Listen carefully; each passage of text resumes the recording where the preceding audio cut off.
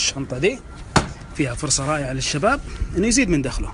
اول حاجة بسم الله خلينا نشوف ايش بالشنطة، اوريكم بالضبط وش فيها.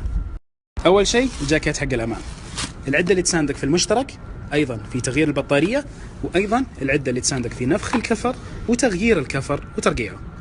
العدة هذه يمديك من خلالها تسوي 3 خدمات، ويمديك في الشهر تجيب حوالي دخل إضافي 6000 ريال لو في اليوم الواحد سويت خدمة إضافية واحدة فقط، بس خدمة واحدة في اليوم. والشنطة هذه حقة الخدمات بيتم تعليم 100 شخص مجانا على هذه الخدمات، بل أيضا الشنطة تعطى لهم مجانا. جبنا الخدمات، شلون أجيب زباين؟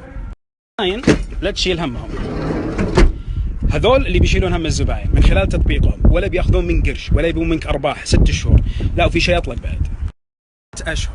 استخدم تطبيقهم ومن خلاله تجيب زباين، ولا يبغون من أرباحك ولا شيء، ما يبغون منك أي شيء، فقط تكون ممتاز في تقديم الخدمة. وإذا كانت أول 6 شهور ممتازة، ثاني 6 شهور كمان ما يبغون منك شيء، يعني تكمل سنة كاملة معاهم تاخذ ربح ولا يبغون منك أي حاجة. طيب هم أصلا شلون يجيبوا فلوس؟ هم يجيبوا فلوس من الخدمات الأخرى المهمة عندهم. الخدمات هذه هم اللي بيساندوا المجتمع فيها، وهو يساعد نفسه، وهم المنصة. هذه ليست دعاية، هم تواصلوا معي بعد 3 مرة أطلب منهم الخدمة ويجون قالوا لي يا فيصل من خلال منصتك توصل للناس وبلغ الشباب انه فيها الفرصة له. الله يوفقك. اللي مهتم هذا رقمهم، تواصل معاهم، كلمهم، قول لهم كيف اخذ الدورات وكيف اخذ الشنطة المجانية، وعسى الله يوفقك ويفتح لك بإذن واحد أحد باب رزق لك ولأهلك. أختم أقول لكم هذا شعارهم وهذا اسمهم، ابحثوا عن التطبيق إذا أنت حاب تشترك معاهم في اللي هي الآيفون أو الأندرويد، وما بغيت أمورهم تمام.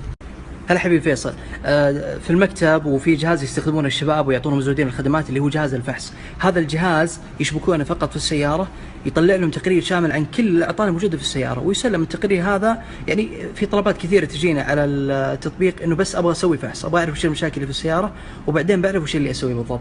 فحتى مزود الخدمة لما يمتلك هذا الجهاز قيمة التقرير الواحد 150، ما تاخذ حتى منه اي وقت، مجرد انه بس يشبكه في السيارة ياخذ التقرير ويقدمه للعميل.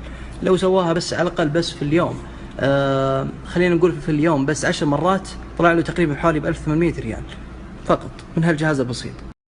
الفيديو هذا اللي تو دوبه وصلنا على الواتساب من نفس شباب السنة. الله يا رب العالمين يوفق الجميع، خليني احاسبهم ويمشون. المهم يا رب العالمين يوفق الجميع، وعسى يا رب العالمين يفتح باب رزق.